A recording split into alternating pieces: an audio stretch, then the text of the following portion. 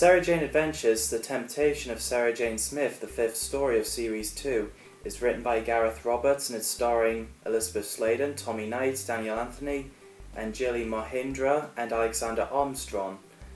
So the story focuses on Sarah Jane Smith finding out more about her parents. So the story started off with a boy from 1951 running in the street in modern day. So Ronnie, Clyde, Luke and Sarah Jane gets after him and eventually puts him back in his time.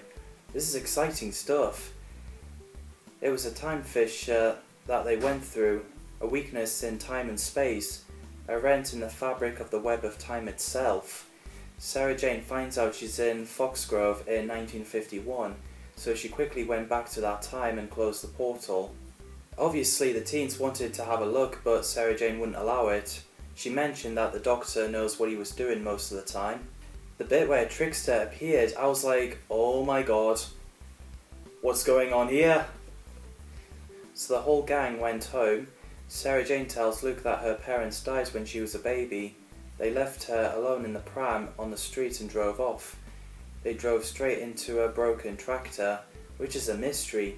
So yeah, Aunt Lavina brought her up, even though she was busy most of the time. Sarah Jane couldn't bring herself to step back in time to see them, but then she did after, when she got the old-fashioned looking dress on and jumps through it, and Luke came with her. So they went down to the village and there's a party going on, and Sarah Jane finally meets her parents, Barbara and Eddie Smith, and a baby Sarah Jane in the pram, which is nice, reunion.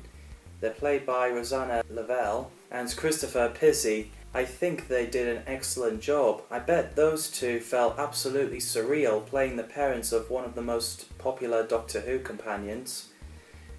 So Sarah Jane finds her parents' car because the temptation is too strong. She used her sonic lipstick to damage the car, and I don't think the Doctor will be too happy about this if he was there. Meanwhile, in present day, Clyde and Ronnie were looking for Sarah Jane and Luke, plus they found a puzzle box flashing the same device that Maria used, so she's the only one who remembered Sarah Jane when she got removed from the existence, back in Whatever Happened to Sarah Jane. So in the empty shop, Time Fisher appeared. Ronnie and Clyde has found the same kid, Oscar, who turns out to be Grask in disguise, which I was not expecting. The effects is well done. Because of what Sarah Jane has done, the world is spinning around with nasty wind and bins and cardboards flying away. Everything just went down. The whole city is destroyed, like there's barely anything left. Sarah Jane and Luke went back to 1951 after they saw their time to fix the time. Turns out Sarah Jane gave the Trickster the Earth.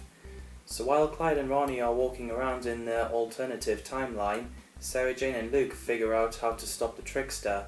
Sarah Jane understandably didn't want to repair the car to send her parents to death, but suddenly she found a police box. I was like, oh my god, is the Doctor in this? But it turns out it was just a normal police box with a policeman inside. I was like, ah. So Clyde and Ronnie found people as slavery kept digging, and there was Geeta, who doesn't seem to know Ronnie, and tells them that the world is ending and Grask made them dig. This is a sad scene.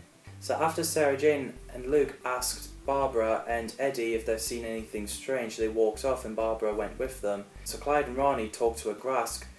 We find out that he almost died in space, but he's saved by the Trickster in return for eternal servitude. After he refused to Ronnie and Clyde, they reasoned with him by telling him that the Trickster is using him as a slave, so he agrees to help.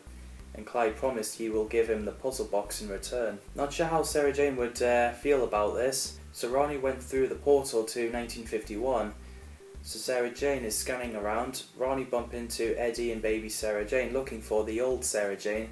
So she heads off and Eddie followed because he figured out that there's something not right. So after Eddie took Barbara away and we find out that everything they touch turns rotten, like fruit for example. Trickster appeared in front of Sarah Jane, Ronnie and Luke, who got stronger, so Sarah Jane repaired the car with her sonic lipstick. Then Barbara and Eddie appeared and found out who Sarah Jane is, their daughter from the future. It's a lovely moment. It does make you want to cry. We found out that they drove off to save Sarah Jane, not abandoning her.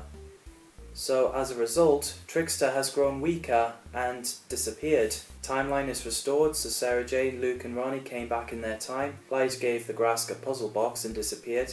Back at Bannerman Road, Ronnie reunites with her parents, alive and well, and, well, she has to tidy up her room. Normal life, eh? After Clyde went home, Sarah Jane is happy that she knows why her parents left, and Luke is happy that Sarah Jane is his mum. So they end it with the shot letter saying, "Mr. Smith, I need you." So that's The Temptation of Sarah Jane Smith. It's a great episode. It doesn't feel like 25 minutes. It feels quicker than that. Maybe because I really enjoyed it. What did you guys think of both parts of The Temptation of Sarah Jane Smith? Let me know in the comments down below. As always, thanks for watching. And the final episode of Sarah Jane Adventures Series 2 coming up is Enemy of the Bane. I shall see you then.